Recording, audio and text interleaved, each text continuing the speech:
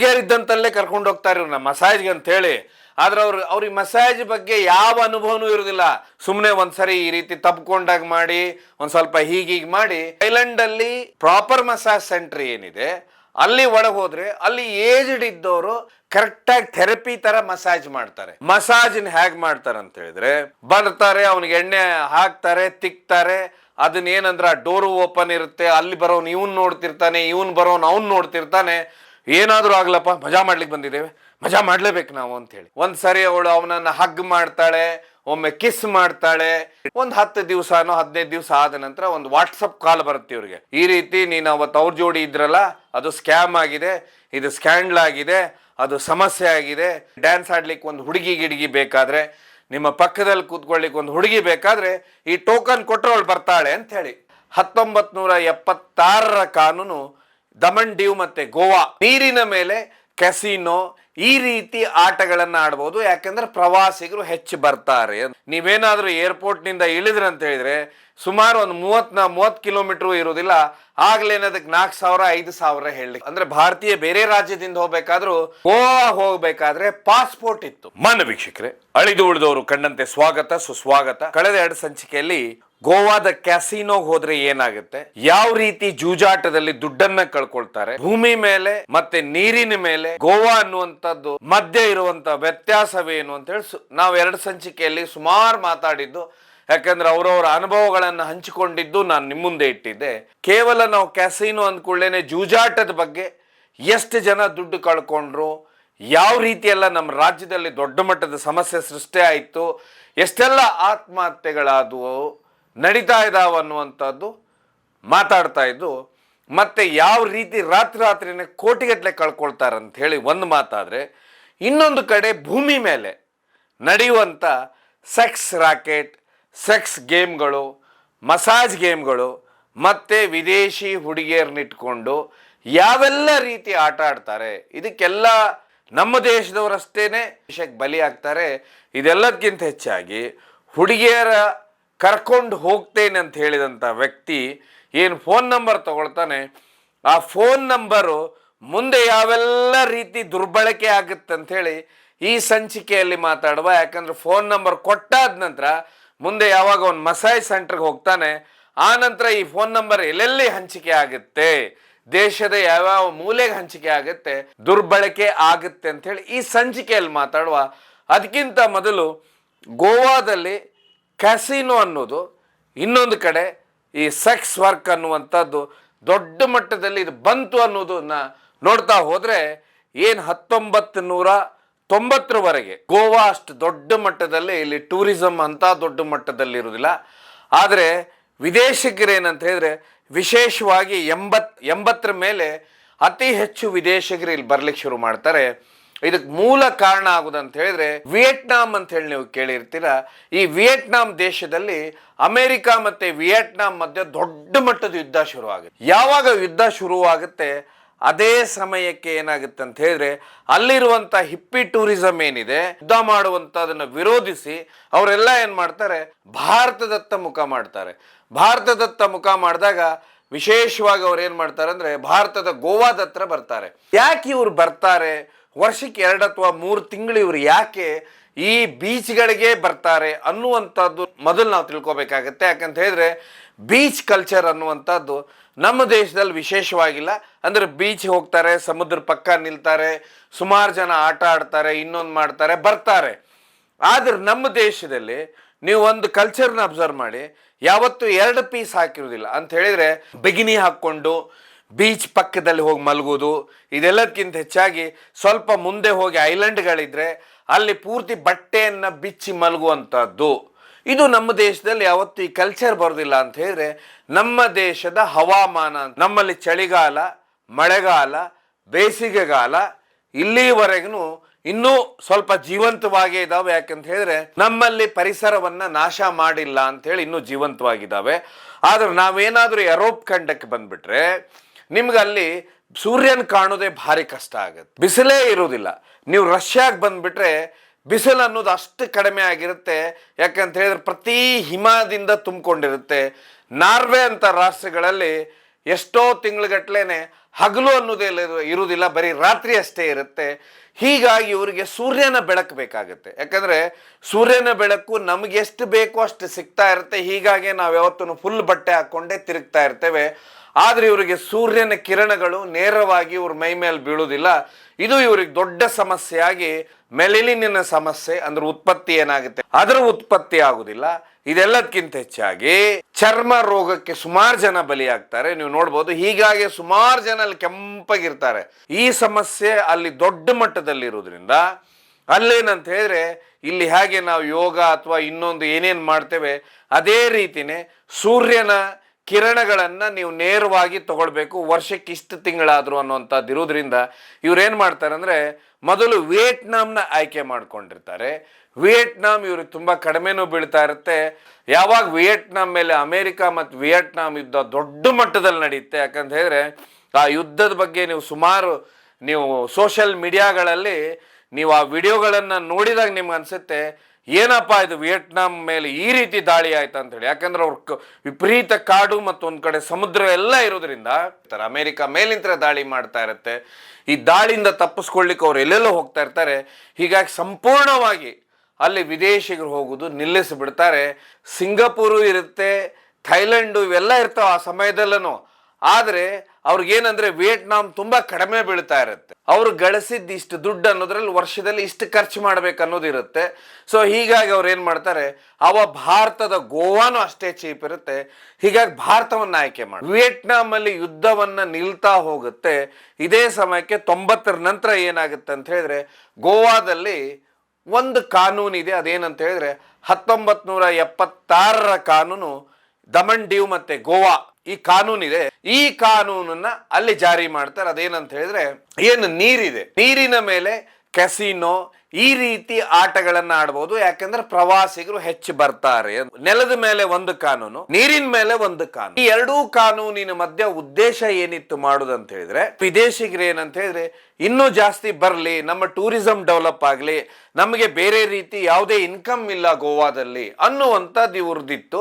ಹೀಗಾಗಿ ಇವ್ರೇನ್ ಮಾಡ್ಬಿಡ್ತಾರೆ, ಈ ಕಾನೂನನ್ನ ಜಾರಿ ಮಾಡ್ತಾರೆ. ಹೀಗಾಗಿ ನಿಮಗೆ ಚಿಕ್ಕ ಸ್ಟೇಟ್ ಇರೋದ್ರಿಂದ ಇಲ್ಲಿ ಮದ್ಯಕ್ಕೂ ಬೆಲೆ ಕಮ್ಮಿ ಇರುತ್ತೆ.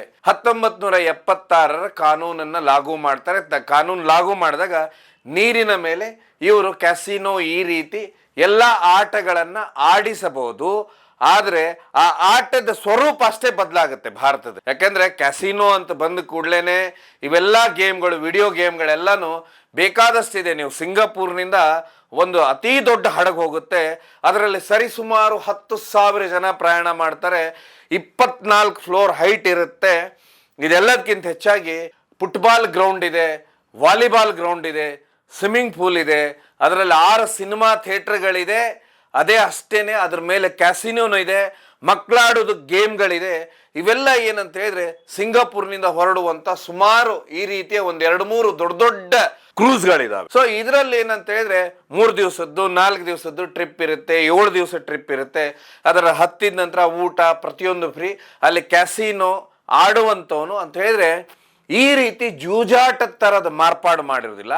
ಆದ್ರೆ ಯಾವಾಗ ಇಲ್ಲಿ ಗೋವಾದಲ್ಲಿ ಈ ಪರ್ಮಿಷನ್ ಬರುತ್ತೆ, ಪರ್ಮಿಷನ್ ಆದ ನಂತರ ಕ್ಯಾಸಿನೋಗಳನ್ನ ಮಾಡ್ತಾರೆ. ಕ್ಯಾಸಿನೋಗೆ ಅತಿ ಹೆಚ್ಚು ಆಕರ್ಷಕರಾಗುದಂತ ಹೇಳಿದ್ರೆ ವಿದೇಶಿಗರು ಏನ್ ಮಾಡ್ಬಿಡ್ತಾರೆ ಅಂದ್ರೆ ಅವ್ರು ತುಂಬಾ ಸ್ಮಾರ್ಟ್ ಇರ್ತಾರೆ. ಅವ್ರು ತಗೊಳ್ಳಿಕ್ ಬರೋದು ಇಲ್ಲಿ ಬರೀ ಬಿಸಿಲು ಮಾತ್ರ ಇಲ್ಲ, ಏನೋ ಸ್ವಲ್ಪ ಜನ ನಶೆಯ ವಸ್ತುಗಳು ಸಿಕ್ಕರೆ ಅದನ್ನ ಸ್ವಲ್ಪ ಕುಡ್ಕೊಂಡು ಹೋಗ್ತಾರೆ. ಬಿಟ್ರೆ ಅವರು ಸೂರ್ಯನ ಕಿರಣಗಳನ್ನ ನೇರವಾಗಿ ತೊಳ್ತಾರೆ.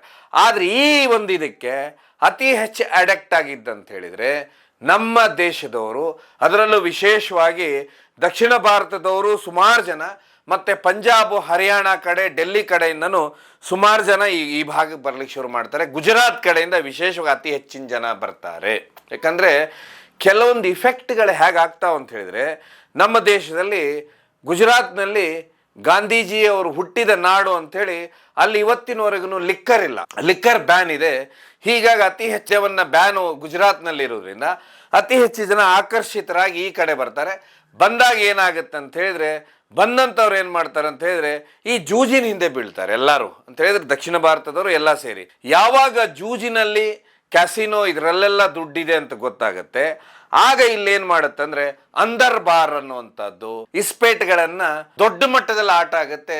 ಇದು ದೊಡ್ಡ ಮಟ್ಟದ ಬಿಸ್ನೆಸ್ ಯಾವಾಗ ಆಗುತ್ತೆ, ಬೇರೆ ತರಾನೇ ಇದೊಂದು ರೂಪ ಪಡ್ಕೊಳ್ಳೋದು. ಹೀಗಾಗಿ ಕ್ಯಾಸಿನೋಗ್ ಹೋಗಿದ್ದಂಥವನು ಬರೀ ಕ್ಯಾಸಿನೋದ್ಕಿಂತ ಹೆಚ್ಚಾಗಿ ಅಂದರ್ ಬಾರು, ರೋಲೆಟ್ಟು ಈ ರೀತಿ ಆಟಗಳಿಂದ ಸಿಕ್ಕಾಪಟ್ಟೆ ದುಡ್ಡನ್ನ ಕಳ್ಕೊಂಡು ಇವತ್ತು ಒಂದು ಕಡೆ ಹಾಳಾಗ್ತಾ ಇದ್ರೆ, ಕೆಲವೊಬ್ರಂತೂ ತಮ್ಮ ಆಸ್ತಿಗಳನ್ನ ಎಷ್ಟೋ ಜನ ರಾಜ್ಯದಲ್ಲಿ ಮಾರ್ಕೊಂಡು ಪ್ರತಿ ತಿಂಗಳಿಗೋ 2 ತಿಂಗಳಿಗೋ ಒಂದ್ಸರಿ ಹೋಗ್ತಾನೆ ಇರ್ತಾರೆ, ಬರ್ತಾನೆ ಇರ್ತಾರೆ.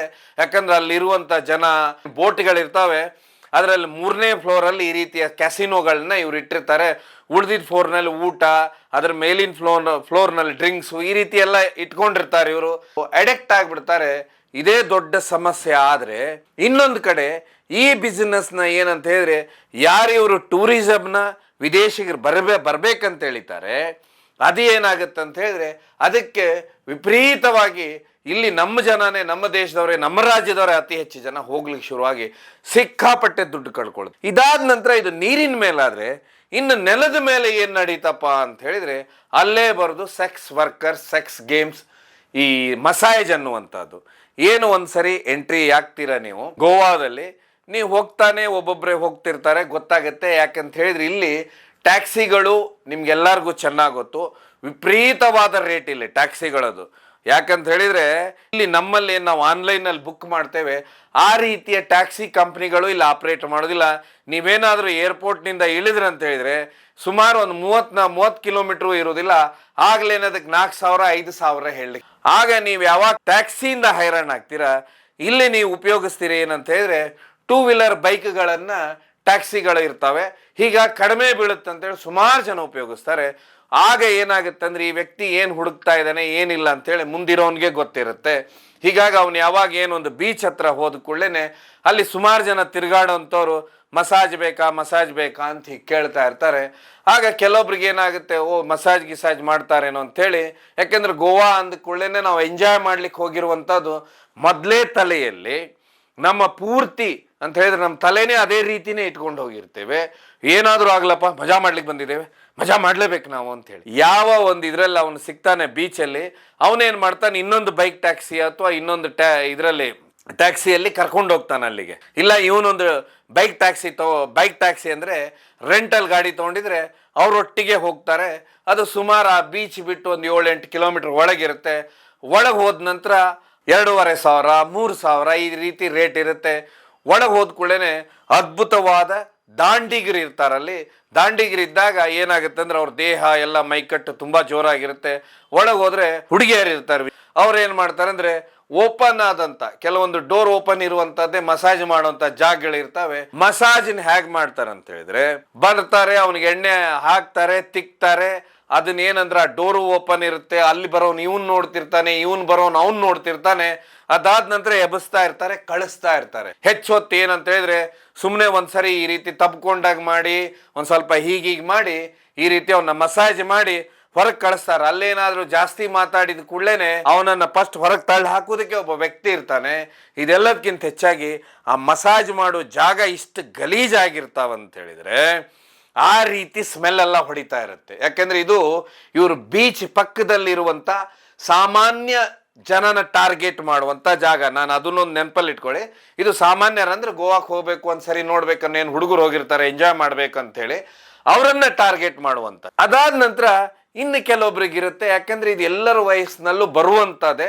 ವಯಸ್ಸಿನ ಅನುಗುಣವಾಗಿ ನಾವು ಅದು ಮಾಡ್ಬೇಕಾಯ್ತು, ಈ ರೀತಿ ಎಂಜಾಯ್ ಮಾಡ್ತಾರೆ, ಆ ರೀತಿ ಎಂಜಾಯ್ ಮಾಡ್ತಾರೆ ಅನ್ನುವಂಥದ್ದು ಈ ಸೋಷಿಯಲ್ ಮೀಡಿಯಾದಲ್ಲಿ ವಿಪರೀತವಾಗಿ ನೋಡ್ಬಿಟ್ಟಿರ್ತಾರೆ. ಇದಾದ ನಂತರ ಏನಂತ ಹೇಳಿದ್ರೆ ಅಲ್ಲಿಂದ ಅವ್ನು ಹೊರಗೆ ತಳ್ಳೇ ಬಿಡ್ತಾನೆ. ಯಾಕಂತ ಹೇಳಿದ್ರೆ ಅವ್ನು ಅಲ್ಲಿ ಏನು ಮಾತಾಡ್ಲಿಕ್ಕೆ ಆಗುದಿಲ್ಲ. ಯಾಕಂದ್ರೆ ಅದು ಬೀಚ್ ಬಿಟ್ಟು ಒಂದು 7-8 ಕಿಲೋಮೀಟರ್ ಎಲ್ಲೋ ಒಳಗಿರುತ್ತೆ. ಒಳಗಿದ್ದ ಮೇಲೆ ಅಲ್ಲಿ ದೊಡ್ಡ ದೊಡ್ಡ ಬಾಡಿ ಗಾರ್ಡ್ಸು ಎಲ್ಲ ಇರ್ತಾರೆ, ನಿಂತ್ಕೊಂಡಿರ್ತಾರೆ. ಜನ ಅದೇ ರೀತಿ ಬರ್ತಿರ್ತಾರೆ, ಹೋಗ್ತಿರ್ತಾರೆ. ಆ ಹುಡುಗಿಯರೇನಿರ್ತಾರೆ ಇಂಥ 100 ಜನ ನೋಡೋದ್ರಿಂದ ಅವ್ರ ಆಟಿಟ್ಯೂಡೇ ಬೇರೆ ತರ ಇರುತ್ತೆ. ಸುಮಾರು ಜನರಿಗೆ ಇದು ಥೈಲ್ಯಾಂಡ್ ಹೋದವ್ರಿಗೂ ಎಕ್ಸ್ಪೀರಿಯನ್ಸ್ ಆಗಿರುತ್ತೆ. ಥೈಲ್ಯಾಂಡ್ ಅಲ್ಲಿ ಪ್ರಾಪರ್ ಮಸಾಜ್ ಸೆಂಟರ್ ಏನಿದೆ ಅಲ್ಲಿ ಒಳಗೆ ಹೋದ್ರೆ ಅಲ್ಲಿ ಏಜ್ಡ್ ಇದ್ದವರು ಕರೆಕ್ಟಾಗಿ ಥೆರಪಿ ತರ ಮಸಾಜ್ ಮಾಡ್ತಾರೆ. ಅದೇ ಈ ರೀತಿಯಲ್ಲಿ ರಸ್ತೆಯಲ್ಲಿ ಹೋಗೋರ್ನ ಕರಿತಿರ್ತಾರೆ, ಬರೋರ್ನ ಕರಿದು ಅವ್ರದ್ದೇನಾದ್ರು ಆಟೋ ಅಥವಾ ಇನ್ನೊಂದು ಅವರೊಟ್ಟಿಗೆ ಹೋಗ್ಬಿಟ್ರೆ ಹುಡುಗಿಯರಿದ್ದಂತಲ್ಲೇ ಕರ್ಕೊಂಡು ಹೋಗ್ತಾರೆ ಇವ್ರನ್ನ ಮಸಾಜ್ಗೆ ಅಂತ ಹೇಳಿ.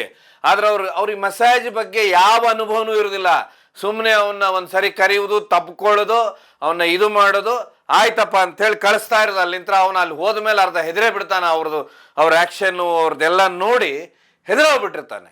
ಇದೇ ರೀತಿನೇ ಏನಂತ ಇದ್ರೆ ಅದೇ ಪ್ರಾಕ್ಟೀಸು ಇಲ್ಲೂ ಸುಮಾರು ಜನರಿಗೆ ಆಗುತ್ತೆ. ಇದಾದ ನಂತರ ಇನ್ನೊಂದು ಕಡೆ ಇವ್ರು ಏನು ಮಾಡಿಬಿಡ್ತಾರೆ ಅಂತ ಹೇಳಿದ್ರೆ, ಡಿಸ್ಕೋ ಹೋಗುವ ಅಂಥೇಳಿ ಏನು ಡಿಸ್ಕೋಗಳಿರ್ತಾವೆ ಈ ಬೀಚ್ ಪಕ್ಕನೋ ಅಥವಾ ಬೇರೆ ಬೇರೆ ಜಾಗದಲ್ಲಿ ಡಿಸ್ಕೋಗಳಿರ್ತವೆ. ಈ ಡಿಸ್ಕೋಗೆ ಕರೆಯುವಂಥವ್ರು ಸುಮಾರು ಜನ ಇರ್ತಾರೆ. ಈ ಡಿಸ್ಕೋನ ಅಲ್ಲಿ ಹೋದ್ಕೊಳ್ಳೆ ಏನಾಗುತ್ತಂದ್ರೆ ಆ ಎಂಟ್ರಿ ಫೀ 1,500ದಿಂದ 2,500 ಆಯಾ ಅನುಗುಣವಾಗಿ ಯಾವ್ಯಾವ ಡಿಸ್ಕೋಗಳು ಹೇಗಿರ್ತವೆ ಆ ರೀತಿ. ಅಲ್ಲಿ ಒಂದು ಟೋಕನ್ ಅನ್ನು ತಗೊಂಡು ಹೋದ ನಂತರ ಆ ಟೋಕನ್ ಹೇಳ್ತಾರೆ ಒಂದು ಡ್ರಿಂಕ್ಸ್ ಫ್ರೀ ಅಂತೇಳಿ. ಆ ಡ್ರಿಂಕ್ಸ್ ಫ್ರೀ ಅಂದ ಕೂಡಲೇ ಇಲ್ಲ ಒಂದು ಇದನ್ನು ಹೋಗಿ ನೀವು ಇದು ಮಾಡಿ, ನಿಮಗೆ ಡ್ಯಾನ್ಸ್ ಆಡ್ಲಿಕ್ಕೆ ಒಂದು ಹುಡುಗಿ ಬೇಕಾದ್ರೆ, ನಿಮ್ಮ ಪಕ್ಕದಲ್ಲಿ ಕೂತ್ಕೊಳ್ಳಿಕ್ಕೆ ಒಂದು ಹುಡುಗಿ ಬೇಕಾದ್ರೆ ಈ ಟೋಕನ್ ಕೊಟ್ಟರೆ ಅವಳು ಬರ್ತಾಳೆ ಅಂತ ಹೇಳಿ ಹೋದಂಥವ್ರು ಏನು ಮಾಡ್ತಾರೆ ಅಂದ್ರೆ ಆ ಟೋಕನ್ ಅನ್ನ ಅವ್ರ ಕೈಯಲ್ಲಿ ಕೊಡ್ತಾರೆ. ಆ ಟೋಕನ್ ಕೊಟ್ಟು ಕೂಡಲೇ ಅವಳು ಹೇಳೋದು, ಹೀಗೆ ಡ್ಯಾನ್ಸ್ ಮಾಡ್ತೇನೆ, ನನಗೊಂದು ಡ್ರಿಂಕ್ಸ್ ಹೇಳು ಅಂತ ಹೇಳಿ. ಈಗ ಆ ಟೋಕನ್ ಇರೋದೇ ಆ ಡ್ರಿಂಕ್ಸ್ ಇಂದು. ಹಾಗೆ ನೀವೇನು ಮಾಡ್ತೀರಾ, ಆ ಡ್ರಿಂಕ್ಸ್ ತಗೋ ಅಂತೀರಾ. ಆಗ ಅವಳು ಬಂದು ನೀವೇನು ಮಾಡ್ತೀರ, ಆ ಟೋಕನ್ ಕೊಡ್ತಾಳೆ, ಆ ಟೋಕನ್ ತಗೊಂಡೋಗಿ ಅವಳು ಡ್ರಿಂಕ್ಸ್ ತರ್ತಾಳೆ. ತಗೊಂಡು ಬಂದು ಅದು ನೀರು ತರ್ತಾಳೋ ಡ್ರಿಂಕ್ಸ್ ತರ್ತಾಳೋ ಒಟ್ಟಾರೆ, ಯಾಕಂತ ಹೇಳಿದ್ರೆ ಏನಿರುತ್ತೋ ಅದ್ರಲ್ಲಿ ಗೊತ್ತಿಲ್ಲ, ಅವಳು ಕುಡಿತಾಳೆ. ಇವನು ಬೇಕಾದ್ರೆ ಇವನಿಗೆ ದುಡ್ಡು ಕೊಟ್ಟು ಮತ್ತೆ ಡ್ರಿಂಕ್ಸ್ ತಗೋಬೇಕಲ್ಲಿಂತ. ಅವನೇನು ಮಾಡ್ಬಿಡ್ತಾನಂತ ಹೇಳಿದ್ರೆ ಒಂದ್ಸರಿ ಅವಳು ಅವನನ್ನು ಹಗ್ ಮಾಡ್ತಾಳೆ, ಒಮ್ಮೆ ಕಿಸ್ ಮಾಡ್ತಾಳೆ. ಇಷ್ಟನ್ನೋ ಹೊತ್ತಿಗೆ ಇದಾದ ನಂತರ ಒಂದು ಸ್ವಲ್ಪ ಡ್ಯಾನ್ಸ್ ಆಡ್ದವ್ರ ಥರ ಮಾಡ್ತಾಳೆ. ಅಲ್ಲಿ ಮುಗಿದೋಯ್ತದು ಅಂತ ಹೇಳಿದ್ರೆ, ಯಾಕಂದ್ರೆ ಅವ್ರು ಮತ್ತೆ ನೆಕ್ಸ್ಟ್ ಇನ್ನೊಬ್ಬ ಬರೋನ್ನ ಅಟೆಂಡ್ ಮಾಡ್ಬೇಕಲ್ಲ. ಜನ ಈ ರೀತಿ ಕ್ರೌಡ್ ಆಗಿ ಹೋಗಿರೋದು. ಇದಾದ್ಮೇಲೆ ಇಷ್ಟೆಲ್ಲ ಮಾಡೋತ್ತಿಗೆ ಏನ್ ಮಾಡ್ತಾರೆ ಅಂದ್ರೆ, ವ್ಯಕ್ತಿ ಇಲ್ಲಿ ಏನಂತ ಇದ್ರೆ ಬ್ರೋಕರ್ ಇರ್ತಾರೆ, ಏಜೆಂಟ್ಗಳಿರ್ತಾರೆ. ಈ ನಂಬರ್ಗಳು ಇವನ ನಂಬರ್ಗಳು ಶೇರ್ ಆಗಿರ್ತಾರೆ, ಫೋನ್ ನಂಬರ್ಗಳು. ಈ ಫೋನ್ ನಂಬರ್ಗಳು ಶೇರ್ ಆದಾಗ ಇದೇನಾಗ್ಬಿಡುತ್ತೆ ಅಂತ ಹೇಳಿದ್ರೆ ಬೇರೆ ಎಲ್ಲೆಲ್ಲೋ ಈ ನಂಬರ್ಗಳು ಹೋಗ್ತವೆ. ಅದಾದ ನಂತರ ಗೋವಾಕ್ಕೆ ಹೋದಂಥವ್ರು ಏನ್ ಮಾಡ್ಬಿಡ್ತಾರೆ ಅಂದ್ರೆ, ಕೆಲವೊಂದು ಈ ರೀತಿ ಮಸಾಜ್ ಸೆಂಟರ್ಗಳಿದಾವೆ. ನೇರವಾಗಿ ಯಾವತ್ತೂ ಇಲ್ಲಿ ಸೆಕ್ಸ್ ವರ್ಕರ್ಸ್ ಅಂತ ಹೇಳೋದಿಲ್ಲ. ಇಲ್ಲಿ ಮಸಾಜ್ ಸೆಂಟರ್ಗಳು ಈ ರೀತಿ ಥೆರಪಿ, ಈ ರೀತಿ ಏನು ಡಿಸ್ಕೋಗಳಿದಾವೆ ಅಂತ ಹೇಳಿದ ಏನು ಹುಡುಕ್ತಾ ಇರ್ತಾರೆ. ಆಗ ಅಲ್ಲೊಂದು ಕೆಲವೊಂದು ನಂಬರ್ಗಳಿರ್ತವೆ. ಈ ನಂಬರ್ಗಳಿಗೆ ಕಾಲ್ ಮಾಡಿದಾಗ ಆ ನಂಬರ್ ಯಾರಿಗೋ ಹೋಗಿರುತ್ತೆ, ಇನ್ನೊಂದು ನಂಬರ್ ಯಾರಿಗೋ ಬಂದಿರುತ್ತೆ. ಯಾಕಂತ ಹೇಳಿದ್ರೆ ಹೇಗಂತ ಹೇಳಿದ್ರೆ ಜಾಗ ಒಂದು ನಂಬರ್ಗಳು ನೂರಾರು ಕಡೆ ಯಾರ್ಯಾರ್ದೋ ಎಲ್ಲೆಲ್ಲೋ ಕುತ್ಕೊಂಡಿರ್ತಾನೋ, ಡೆಲ್ಲಿಯಲ್ಲೋ, ಲಕ್ನೋದಲ್ಲೋ, ಚಂಡೀಗಢಲ್ಲೋ, ಇಲ್ಲ ಬಾಂಬೆ ಎಲ್ಲ ಕುತ್ಕೊಂಡಿರ್ತಾನೆ. ಅವ್ನ ನಂಬರ್ ಹೋಗಿರುತ್ತೆ, ಅವ್ನು ಇನ್ನೊಂದು ನಂಬರ್ ಕೊಡ್ತೇನೆ ತಗೊಳ್ಳಿ ಹೇಳ್ತೇನೆ ಅಂತ ಹೇಳಿ ಅವ್ನು ಈ ರೀತಿ ನಂಬರ್ ಶೇರ್ಗಳಾಗಿರ್ತವೆ. ಕೊನೆಗೆ ಏನಾಗುತ್ತೆ, ಇವನು ಆ ಗೋವಾದಲ್ಲಿ ಎಲ್ಲಿ ಹೋಗಿರ್ತಾನೋ ಎಲ್ಲಿ ಬಂದಿರ್ತಾನೋ ಗೊತ್ತೇ ಇರೋದಿಲ್ಲ. ಕೆಲವೊಬ್ರು ಅಪ್ಪಿ ತಪ್ಪಿ ಮಸಾಜಿಗೂ ಹೋಗಿರ್ಬೋದು ಅಥವಾ ಡಿಸ್ಕೋಗೂ ಹೋಗಿರ್ಬೋದು, ಇನ್ನೊಂದು ಬೇರೆ ಬೇರೆ ಅವರ ಯಾವುದಾದ್ರೂ ಪರ್ಸನಲ್ ವರ್ಕಿಗೂ ಹೋಗಿರ್ಬೋದು ಅಂತ ಇಟ್ಕೊಳ್ಳಿ. ಅಲ್ಲಿ ಏನಾಗಿರುತ್ತಂದ್ರೆ ಈ ನಂಬರ್ಗಳೇನಾಗ್ತವೆ, ಈ ಒಂದು ಏನು ಆನ್ಲೈನ್ನಲ್ಲಿ ಫ್ರಾಡ್ ಮಾಡುವಂಥವ್ರಿದ್ದಾರೆ ಇವ್ರ ಹತ್ರ ಈ ನಂಬರ್ಗಳು ಹೋಗ್ತವೆ. ಇವನು ಹೋಗಿ ಅಲ್ಲಿ ಹೋಗಿರ್ತಾರೆ. ಅವ್ರು ಹೋದ ನಂತರ ಒಂದು 10 ದಿವಸನೋ 15 ದಿವಸ ಆದ ನಂತರ ಒಂದು ವಾಟ್ಸಪ್ ಕಾಲ್ ಬರುತ್ತೆ ಇವ್ರಿಗೆ. ಈ ರೀತಿ ನೀನು ಅವತ್ತು ಅವ್ರ ಜೋಡಿ ಇದ್ರಲ್ಲ, ಅದು ಸ್ಕ್ಯಾಮ್ ಆಗಿದೆ, ಇದು ಸ್ಕ್ಯಾಂಡಲ್ ಆಗಿದೆ, ಅದು ಸಮಸ್ಯೆ ಆಗಿದೆ, ನಿಮ್ದು ಈ ಕೇಸ್ ಮಾಡಿಬಿಡ್ತೇವೆ, ಆ ಕೇಸ್ ಮಾಡಿಬಿಡ್ತೇವೆ, ನೀವು ಈಗ ಎಲ್ಲಿದ್ದೀರಾ, ನಾವು ಬರ್ತಾ ಇದ್ದೇವೆ, ಹಾಗೆ ಹೀಗೆ ಅಂತೇಳಿ ಅವ್ರನ್ನ ಬ್ಲ್ಯಾಕ್ ಮೇಲ್ ಮಾಡ್ತಾರೆ. ಬ್ಲ್ಯಾಕ್ ಮೇಲ್ ಮಾಡಿ ಎಷ್ಟೋ ಜನ ದುಡ್ಡು ಇದರಲ್ಲೂ ಕಳ್ಕೊಳ್ತಾರೆ. ಅಂದ್ರೆ ನಾನೀಗ ಹೇಳ್ತಾ ಇದ್ದಿದ್ದು ಏನು, ನೀರಿನ ಮೇಲೆ ಒಂದು ಆಟ ನಡೆದ್ರೆ ಭೂಮಿ ಮೇಲೆ ಯಾವೆಲ್ಲ ಆಟಗಳನ್ನ ನಡೀತಾವನ್ನೋದು. ಯಾಕಂತ ಹೇಳಿದ್ರೆ ಇಲ್ಲಿ ಅವತ್ತಿನ ಕಾಲಕ್ಕೇನು ಟೂರಿಸಂ ಅನ್ನುವಂಥದ್ದಿತ್ತು, ಅದು ವಿಶೇಷವಾಗಿ ವಿದೇಶಿಗರು ಬರ್ತಾರಂತೇಳಿ. ಯಾಕಂತ ಹೇಳಿದ್ರೆ ಗೋವಾ ಪೋರ್ಚುಗೀಸ್ಕರ ಕೈಯಲ್ಲಿತ್ತು. ಭಾರತಕ್ಕೆ 47ರಲ್ಲೇ ಸ್ವಾತಂತ್ರ್ಯ ಸಿಕ್ಕರೆ ಗೋವಾಗ ಮೊದಲು ಸ್ವಾತಂತ್ರ್ಯನೇ ಸಿಗುವುದಿಲ್ಲ. ಯಾಕಂದ್ರೆ ಆಗ ಇಲ್ಲಿ ನಾವು ಇಂಡಿಯನ್ಸ್ ಹೋಗ್ಬೇಕಾದ್ರು, ಅಂದ್ರೆ ಭಾರತೀಯ ಬೇರೆ ರಾಜ್ಯದಿಂದ ಹೋಗ್ಬೇಕಾದ್ರು ಗೋವಾ ಹೋಗ್ಬೇಕಾದ್ರೆ ಪಾಸ್ಪೋರ್ಟ್ ಇತ್ತು. ಯಾವಾಗ ಗೋವಾ ಪೋರ್ಚುಗೀಸರು ಬಿಟ್ಟು ಹೊರಟೋಗ್ತಾರೆ, ಅದಾದ ನಂತರ ಗೋವಾದಲ್ಲಿ ಏನ್ ಕೆಲಸ ಮಾಡಬೇಕು, ಯಾವ ಇಂಡಸ್ಟ್ರಿ, ಇವೆಲ್ಲಾನು ದೊಡ್ಡ ಮಟ್ಟದ ಸಮಸ್ಯೆ ಇದ್ದಾಗೆ ಇಲ್ಲಿ ಟೂರಿಸಂ ಅನ್ನೋದು ಎದ್ದಿತ್ತು. ಆದ್ರೆ ಯಾವಾಗ ವಿದೇಶಿಗರು ಇಲ್ಲಿಂತ್ರ ಈ ಬೆಲೆದು ರೇಟ್ ನೋಡಿ, ಆಗ ಏನಾಗತ್ತೆ, ವಿಯೆಟ್ನಾಂ ಯುದ್ಧ ಇರೋದ್ರಿಂದ ಅತಿ ಹೆಚ್ಚು ಜನ ಬರ್ತಾ ಇದ್ರು. ಅದಾದ ನಂತರ ಇವರಿಗೆ ಸಮಸ್ಯೆಗಳು ಯಾವಾಗ ಇಲ್ಲಿ 90ರ ನಂತರ, ಅಂದ್ರೆ ಏನು 1976ರ ಕಾನೂನು ಲಾಗು ಆಗುತ್ತೆ. ಲಾಗು ಆದ ನಂತರ ಏನು 90ರ ನಂತರ ಈ ರೀತಿ ಆಗುತ್ತೆ. ಸ್ಟಾರ್ಟಿಂಗ್ ಬರ್ತಾ ಇದ್ರು. ಇದು ಯಾವಾಗ ಇದರ ಅಡ್ಡದಾರಿಗಳು ವಿಧಿಲಿಕ್ಕೆ ಶುರುವಾಯಿತು, ಅವರು ಬರುವವರ ಸಂಖ್ಯೆ ಕಮ್ಮಿ ಆಯಿತು. ವಿಶೇಷವಾಗಿ ನಮ್ಮ ದೇಶದವರು ಇದಕ್ಕೆ ಆಕರ್ಷಿತರಾದರು. ಆ ಆಕರ್ಷಿತರು ಯಾವಾಗ ಆದರೂ ಅಲ್ಲಿಂದ ಇದರ ಬ್ಲ್ಯಾಕ್ ಮೇಲಿಂಗ್ ದಂಧೆ, ಈ ರೀತಿ ಚೀಟಿಂಗ್ ದಂಧೆ, ಇದೆಲ್ಲದಕ್ಕಿಂತ ಹೆಚ್ಚಾಗಿ ದುಡ್ಡು ಕಳ್ಕೊಂಡು ಬರುವಂಥದ್ದು ದೊಡ್ಡ ಮಟ್ಟದಲ್ಲಿ ಪ್ರಾರಂಭ ಶುರುವಾಯಿತು. ಇದು ಒಂದು ದೊಡ್ಡ ಮಟ್ಟದ ಎಲ್ಲರ ವೀಕ್ನೆಸ್ಸನ್ನು ಹಿಡ್ಕೊಂಡು ಉದ್ಯಮವಾಗೇ ಮಾಡಿಬಿಟ್ರು ಇದನ್ನ. ಯಾಕಂದ್ರೆ ಇಲ್ಲಿ ಏನು 2 ನಂಬರ್ ಬಿಸ್ನೆಸ್ ಮಾಡುವಂಥವ್ರು, ಬೇರೆ ಬೇರೆ ಬ್ಲ್ಯಾಕ್ ಮನಿ ದುಡ್ಡಿರೋವಂಥವ್ರೆಲ್ಲ ಇಲ್ಲಿ ಇನ್ವೆಸ್ಟ್ ಮಾಡಿ, ಯಾಕಂದ್ರೆ ಅತಿ ಹೆಚ್ಚು ಜನ ಸಿಗುದೇ ಭಾರತದಲ್ಲಿ. ಯಾಕಂದ್ರೆ ಇಲ್ಲಿ 140 ಕೋಟಿ ಜನಸಂಖ್ಯೆ ಇದೆ. ನೀವು ಬೇರೆ ದೇಶಕ್ಕೆ ಹೋದ್ರೆ 3 ಕೋಟಿ 2 ಕೋಟಿ 4 ಕೋಟಿ ಜನಸಂಖ್ಯೆ ಇರ್ತಾರೆ. ಹೀಗಾಗಿ ಆ 140 ಕೋಟಿಯಲ್ಲಿ 3 ಕೋಟಿ ಜನಸಂಖ್ಯೆ ಆದ್ರೂ ಬಂದರೂ ಸಾಕಲ್ಲ, ಯಾವ ರೀತಿ ಆ ಉದ್ಯಮನ ಬೆಳೆಸ್ಬೋದು ಅನ್ನೋದಕ್ಕೆ ಈ ರೀತಿ ಇದನ್ನೇನಂತ ಹೇಳಿದ್ರೆ ಇದನ್ನ ಬದಲು ಮಾಡ್ತಾ ಹೋಗ್ತಾರೆ. ಹೀಗಾಗಿ ದಯವಿಟ್ಟು ವಿಶೇಷವಾಗಿ ಇವತ್ತೇನು ನೀವು ಸಾಮಾಜಿಕ ಜಾಲತಾಣವನ್ನು ಅತಿ ಹೆಚ್ಚು ನೋಡ್ತಿರ್ತೀರ, ಅಲ್ಲಿ ನೋಡುವಂಥ ಥಳಕು ಬಳಕು ಇವೆಲ್ಲದಿಂದ ಏನು ಆಕರ್ಷಿತರಾಗ್ತೀರಾ, ಅದೆಲ್ಲದಕ್ಕಿಂತ ಹೆಚ್ಚಾಗಿ ಹೋಗುವ ಮೊದಲು ಯೋಚನೆ ಮಾಡಿ. ಇನ್ನೊಂದು ಸಮಸ್ಯೆಗೆ ಸಿಕ್ಕಾಕೊಂಡ್ಬಿಟ್ರೆ ಹೊರಗೆ ಬರೋದು ಸುಮಾರು ಬಾರಿ ಕಷ್ಟನೂ ಆಗುತ್ತೆ, ದುಡ್ಡು ನೆಮ್ಮದಿ ಎರಡೂ ಹೋಗ್ಬಿಡುತ್ತೆ. ಯಾವುದನ್ನ ನಾವು ಅಲ್ಲಿ ಹೋಗಿ ಬೀಚ್ಗಳು ನೋಡಬೇಕು, ಬೇರೆ ಬೇರೆ ದೇಶದಿಂದ ಬಂದಿರ್ತಾರೆ ನೋಡಬೇಕು, ಅಥವಾ ಚೆನ್ನಾಗಿ ಒಂದು 4-5 ದಿವಸ ಎಂಜಾಯ್ ಮಾಡಿ ಬರ್ಬೇಕನ್ನೋ ಹೇಳ್ತಾ ಹೋದಂಥವ್ರದ್ದು ಕೊನೆಗೆ ಈ ಚಕ್ರವ್ಯೂಹದಲ್ಲಿ ಸಿಕ್ಕಾಕೊಂಡು ಸಿಕ್ಕಾಪಟ್ಟೆ ಪಡಬಾರ್ದು ಕಷ್ಟ ಪಡಬೇಕಾಗತ್ತೆ ಕೆಲವೊಬ್ಬರಿಗೆ. ಹೀಗಾಗಿ ದಯವಿಟ್ಟು ಸುಮಾರು ಬಾರಿ ಹೋಗುವತ್ತಿಗೆ ಯೋಚನೆ ಮಾಡಿ ಹೋಗಿ. ಎಲ್ಲದಕ್ಕಿಂತ ವಿಶೇಷವಾಗಿ ನಿಮ್ಮ ಎಚ್ಚರದಲ್ಲಿರಿ, ನಿಮ್ಮ ದುಡ್ಡು ನಿಮ್ಮ ಗಮನದಲ್ಲಿರಲಿ ಅಂತ ಹೇಳ್ತಾ ಈ ಕಾರ್ಯಕ್ರಮನ ಮುಗಿಸ್ತೇನೆ. ಈ ಕಾರ್ಯಕ್ರಮ ಕೇವಲ ಜನಜಾಗೃತಿಗೋಸ್ಕರ ಕಾರ್ಯಕ್ರಮ ನೋಡಿದ್ದಕ್ಕೆ ಧನ್ಯವಾದ.